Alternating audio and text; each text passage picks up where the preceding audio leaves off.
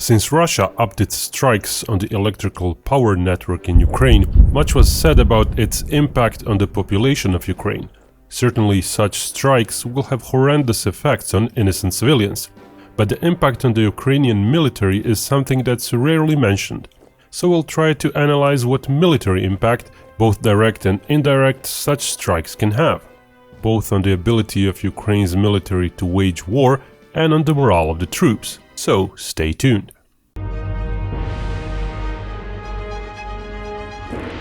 Hey, what is this? A cute Binkov plushie? Well, I guess I could use an adjutant. Come here, little fella, I'll take you home. And you too can take your own Binkov adjutant. Available at Crowdmade store. Yep, we made a Binkov plushie. If you want one for yourself or as a gift, do check out our Crowdmade store. The link is available below in the video description. It's not too small, not too big, perfect for your desk or your shelf next to your military history books. Or you can give it away.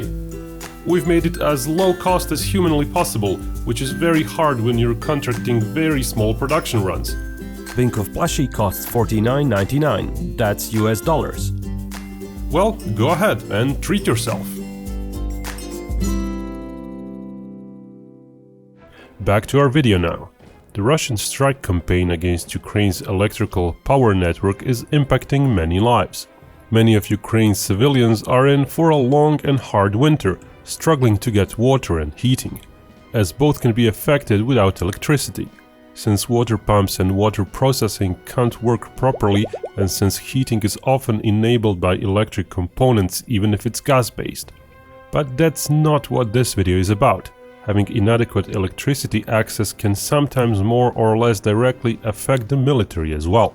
Waging war requires manpower, to be of high spirit and to be physically able. It requires that manpower to be equipped with weapons and supplies, and it requires that manpower to be efficiently directed. Both the combat manpower at the front and the support manpower in the rear.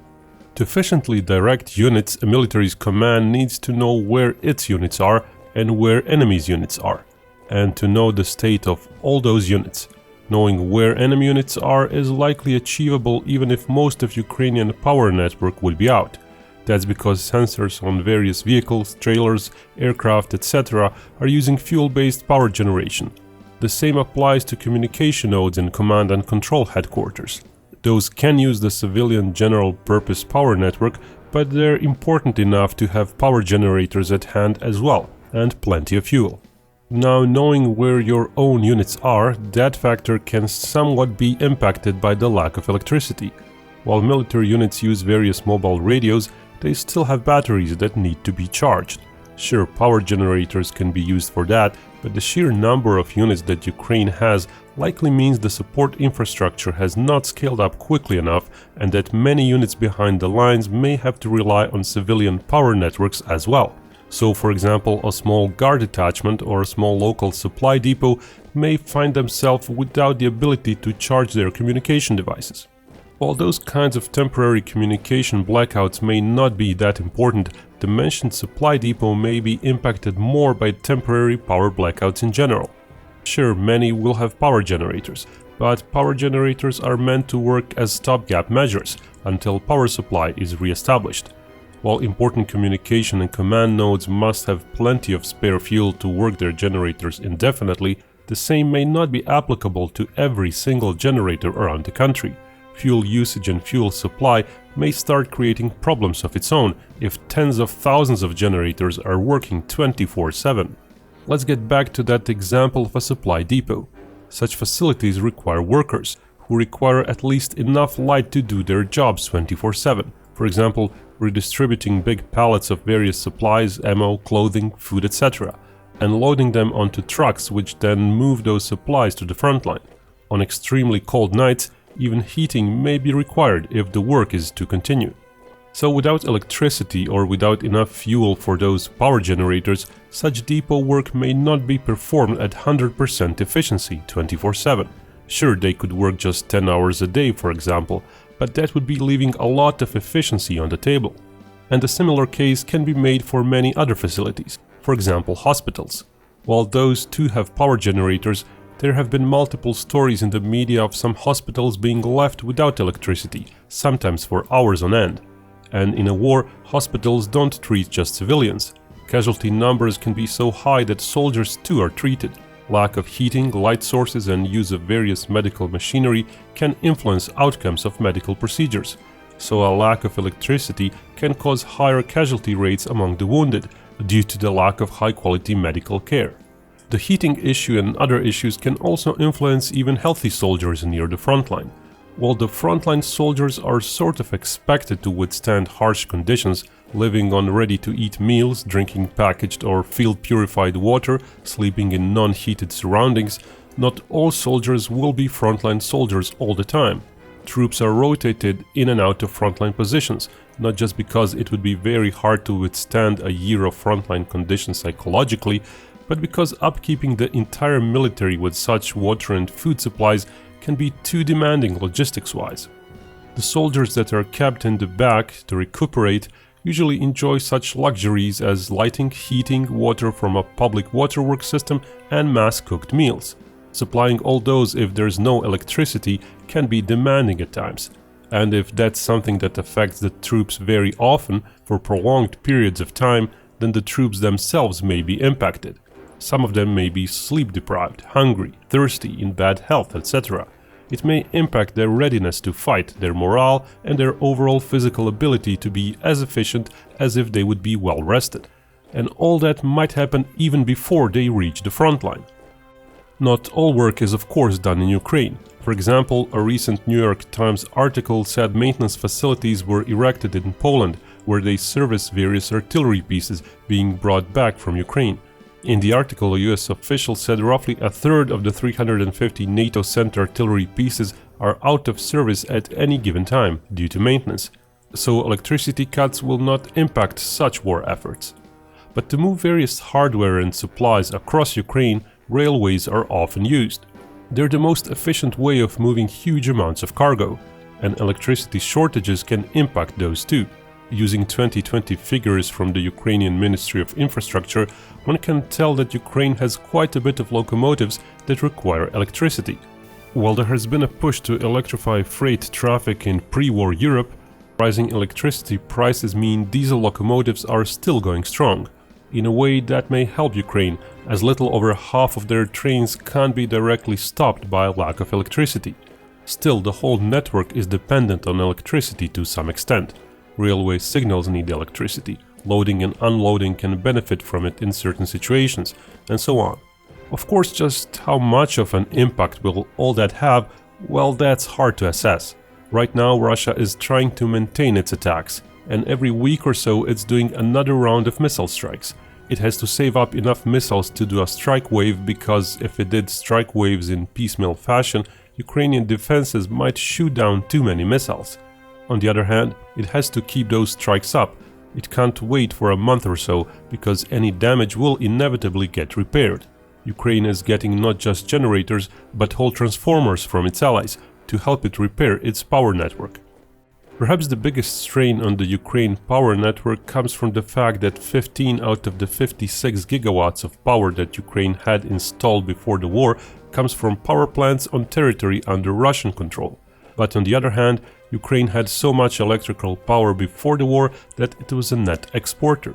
Also, the war itself led to a decrease in domestic demand by approximately one-third.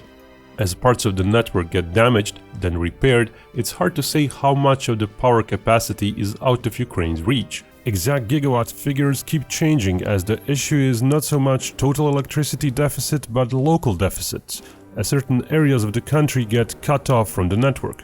Figures in the media keep swinging back and forth from 20 to 50%. In theory, Ukraine, even with the 40 gigawatts remaining after loss of occupied areas, has a plentiful surplus. Ukraine's Vladimir Omelchenko claims peak consumption in winter would usually come to 25 gigawatts. Due to war, consumption plummeted. Industry has been decimated and non-essential civilian usage has been limited, with current consumption being 12 to 13 gigawatts. That may rise to 17 gigawatts, according to Omelchenko on December 14th, referring to the coldest days.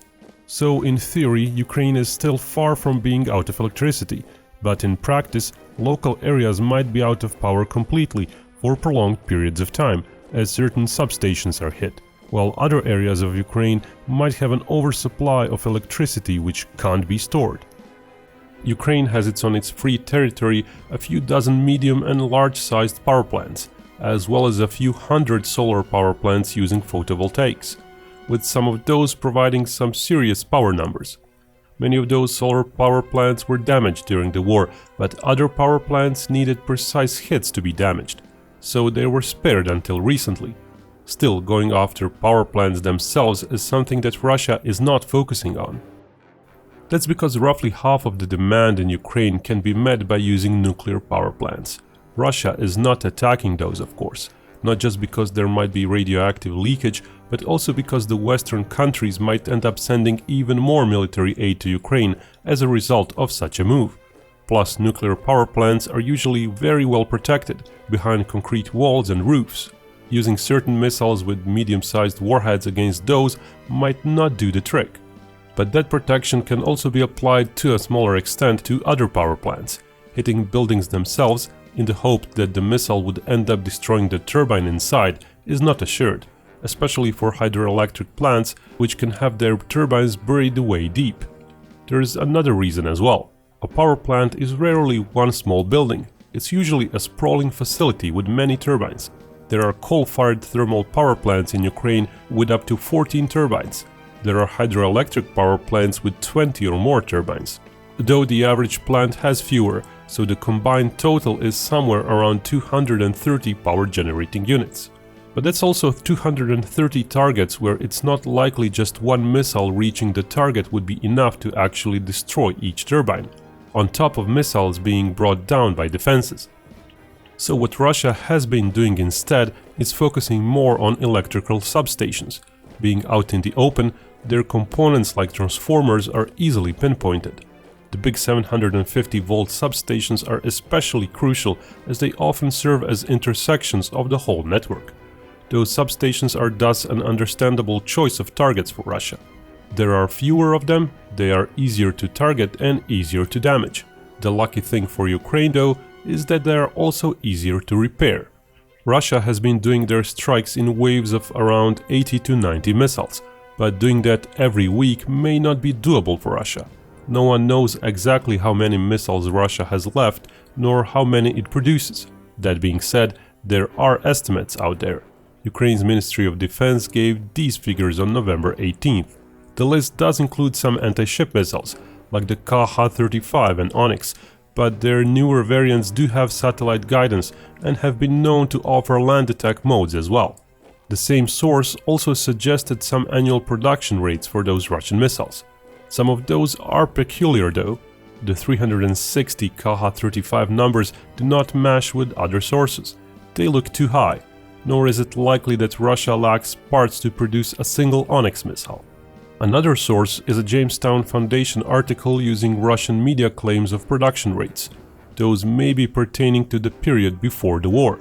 That's a double-edged sword, of course. On one hand, wartime production rates might be higher, but also the lack of Western-sourced components may cause significant production bottlenecks. So all these tables are just rough outlines of possible production. When taken alongside Ukrainian estimates, it still seems likely that Russia can make between 200 and several hundred missiles per year. Possibly 300 or 400 might be the most plausible figure when various tactical missiles are included, like Kh-59 and Kh-35. Russia is of course also using kamikaze drones to attack some targets, and there's the looming threat of Iran-supplied ballistic missiles as well. But even without those, Russia seems to have roughly 1,200 potent missiles left, which might be enough for a few more months of the weekly strikes on Ukraine power grid. Certainly, without continued strikes, Russia can't keep Ukraine without power. Here the lack of air supremacy is very visible in Russia's case. Had Russia managed to establish air supremacy, it would have been able to fly its strike planes over Ukraine and use much more plentiful bombs against various infrastructure targets. In such a situation, Ukraine would be hard-pressed to keep its power network alive. The Allied coalition did have air superiority in the Desert Storm in 1991, so they were able to use their aircraft to quickly and systematically deprive the Iraqi government of much of its power network. But Ukraine's air defenses are proving to be too strong for Russia's air force, which doesn't dare risking its aircraft in bomb runs deep inside Ukraine, so standoff missiles are used instead. While those missile strikes are still doing significant damage, it's likely Russia would have launched much bigger strike waves by now if it was capable of it. Right now, a slow race is on. On one hand, there is Russia and its attempts to ramp up its missile production and procurement. On the other hand, there is increased help to Ukraine and increased pace of efforts to keep repairing damage. Another difficult variable is certainly going to be the even colder weather, which will increase electricity demand. It remains to be seen in what direction will this Russian airstrike campaign against the power grid go. Certainly, many will still suffer because of it. But as for a direct impact on Ukraine's ability to supply its war effort and wage war, it's likely Russian missile strikes will be more of a big nuisance rather than a game changer. Unless Ukraine finds itself in a situation where 80 or 90% of its electricity is offline on a prolonged basis, Ukraine's military is likely to keep performing as it was until now.